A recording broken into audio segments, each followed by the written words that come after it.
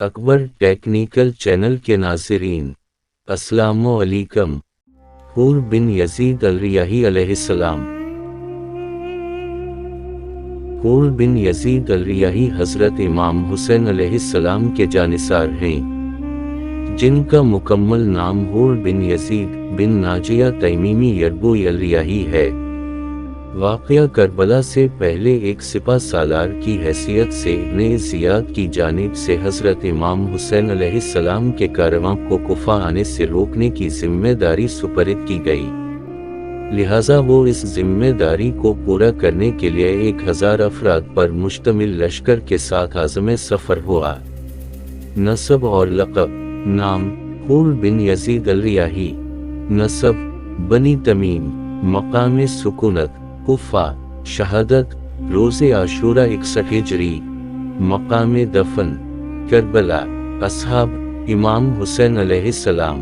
समाजी खिदमात: वाक़या करबला में इमाम हुसैन अलैहिस्सलाम की नुसरत। आशूरा से पहले हूर कुफा के मशहूर तरीन जंगी दिलावरों में से थे। वो एक फ़ौजी मनसब के हामिल थे और इन्हें उबैदुल्लाह बिन ज़ियाद की तरफ से तमीम और हमदाद के जवानों पर मुश्तमिल फ़ौज की सिपा सालारी के फ़राइज़ के साथ इमाम हुसैन अलैहिस्सलाम को रोकने के लिए मामूर किया गया। आपके फ़ौजी ओहदेदार होने के इह्तिमाल की मज़ीद तक़वियत इस बात से होती है कि कुफा की 60 साला ज़िंदगी में किसी क़स्म की सियासी सरगर्मी का ज़िक्र नहीं आया है और वो सियासत से किसी क़स्म का सरविकार नहीं रखते थे। सिपा कुफा की सिपा सालारी। दीगर रिवायात की बिना पर उबैदुल्लाह बिन ज़ियाद ने हसीन बिन नोमेह तमीमी को 4000 की नफरी के साथ कादसिया रवाना किया ताकि वो कादसिया से ग़फ़्फ़ान तक के इलाके को अपने ज़ेर नज़र रखें। इस तरह वो इस इलाके में आने जाने वालों से आगाह रह सकें और हूर और इसके 1000 सिपाही उसी 4000 अफराद का हिस्सा थे कि जो हसीन बिन नोमेह की सरबराही में मामूर हुए थे। गैबी आवाज़ का सुनना। खुद हूर रिवायत करते हैं कि जब मैं क़स्रे इब्ने ज़ियाद से बाहर निकला ताकि हुसैन को रोकने के लिए सफ़र का आगाज़ करूं, तो मैंने 3 बार अपने पीछे से एक गैबी निदा सुनी कि जो मुझे कह रही थी, ए हूर, तुम्हें जन्नत की बशारत मुबारक हो। मैंने पीछे मुड़कर देखा तो किसी को अपने पीछे ना पाया और मैंने अपने आप से मुखातब होकर कहा, ये कैसे जन्नत की बशारत हो सकती है जबकि मैं इमाम हुसैन से जंग करने के लिए जा रहा हूँ। इसने इस बात को ज़हन नशीन किया, यहाँ तक कि इसने इस बात को हज़रत इमाम हुसैन अलैहिस्सलाम के सामने बयान किया तो इमाम ने कहा, तूने हकीकत में नेकी और खैर की राह को पा लिया है। इमाम हुसैन अलैहिस्सलाम के रूबरू।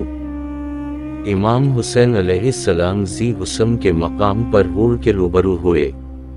तारीख़ी मनाबे की तसरी के मुताबिक हूर जंग के लिए मुकर्रर नहीं हुए थे, बल्कि सिर्फ इमाम हुसैन अलैहिस्सलाम को इब्ने ज़ियाद के पास लाने के लिए मामूर थे। उसी वजह से इन्हों इमाम हुसैन अलैहिस्सलाम की क़ियामगाह के सामने सफ़ाराई की। जब कारवाने इमाम हुसैन अलैहिस्सलाम ने सफ़र का आगाज़ किया तो इन्होंने दूर से दुश्मन के लश्कर का मुशाहिदा किया तो इमाम अलैहिस्सलाम अपने साथियों से इस्तिफ़सार किया, यहाँ नज़दीक कोई पनाहगाह है जहाँ हम पनाह लें? जवाब मिला, हाँ, बाएं तरफ एक मंजिल है। बस इमाम ने बाएं तरफ सफ़र का आगाज़ किया जबकि दुश्मन ने भी उसी तरफ का रुख किया, लेकिन इमाम हुसैन अलैहिस्सलाम उनसे पहले इस मकाम पर पहुंच गए और इन्होंने अपने ख़ैमे नस्ब कर दिए। हूर बिन यजीद रियाही और इसके साथी ज़ोहर के वक्त पियास के आलम में वहां पहुंचे और इन्होंने इमाम हुसैन अलैहिस्सलाम के सामने ख़ैमे नस्ब किए और उनके सामने सफ़ाराई की।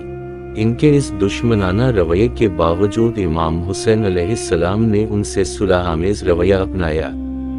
इमाम ने अपने साथियों को हुक्म दिया कि इन्हें पानी पिलाएं। हूर ने आप अलैहिस्सलाम के साथ में नमाज पढ़ने की ख्वाहिश जाहिर की, आपने इसे कबूल फरमाया।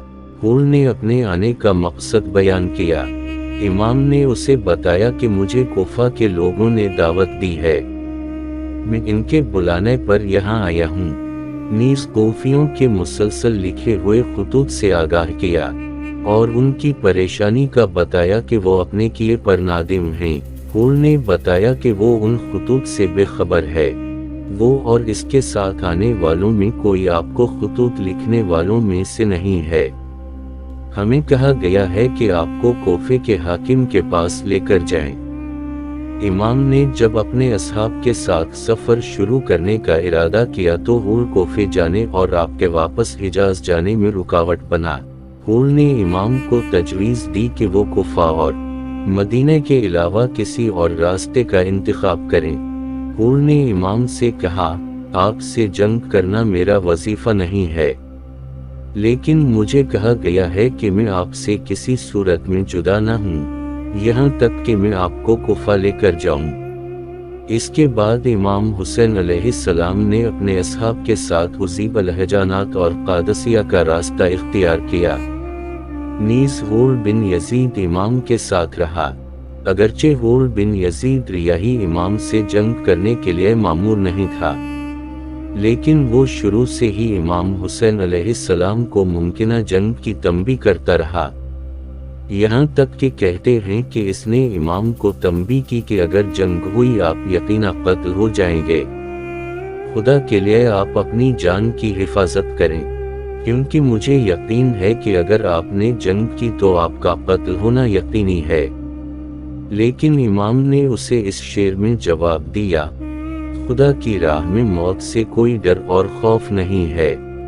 इमाम अलैहिस्सलाम के घोड़ों का रुख बदलता है और काफिलाए हुसैनी का सफर दोबारा शुरू होता है, हत्ता कि मकामे नैनवा तक पहुंचता है। इमाम उतरते हैं। उसी दौरान इब्ने जियाद का खत हूर के नाम आता है। हुसैन को रोक के एक खुले मैदान में ठहराना जहां ना पानी हो ना कोई महफूज मकाम हो। बिलाखिर काफिला जिस मकाम पर रुकता है वो ऐसी ही एक जगह थी जिसका नाम करबला था। इमाम को जब पता चलता है वो फरमाते हैं, ये ज़मीन करब वाओ बल्ला है, गर्ज इस जगह पर पड़ाव होता है, खैमे गाड़े जाते हैं। ये तारीख मुहर्रम की 2 और सन 61 हिजरी था। इस तमाम वक्त हूर का 1000 फौजियों का लश्कर काफिला का पीछा करता रहता है और अब इस पड़ाव के मकाम पे मुहासरा होता है, लेकिन कलील काफिला की ईमानी ताकत को तोड़ने के लिए हूर का लश्कर काफी ना था। अगले रोज उमर बिन साद भी 4000 सिपाहियों की नफरी के साथ मकामे करबला पे पहुंचता है।